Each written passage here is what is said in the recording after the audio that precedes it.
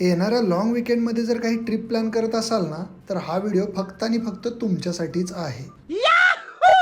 पहिल्या दिवशी जायचं आपण छत्रपती शिवरायांच्या जन्मस्थळी म्हणजेच किल्ले शिवनेरीला. शिवनेरीचं दर्शन घेतल्यानंतर थेट पोचायचं माळशेज घाटात.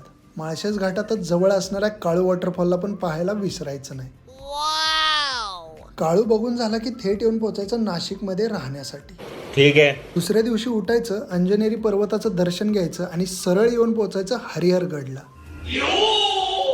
हरिहरगडचा अशक्य सुंदर असा ट्रेक केल्यानंतर येऊन पोचायचं दुगारवाडी वॉटरफॉलला. समज गया.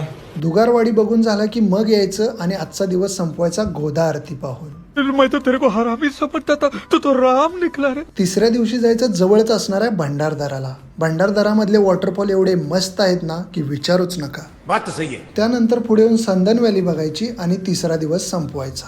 मैं तो थक गई भाई.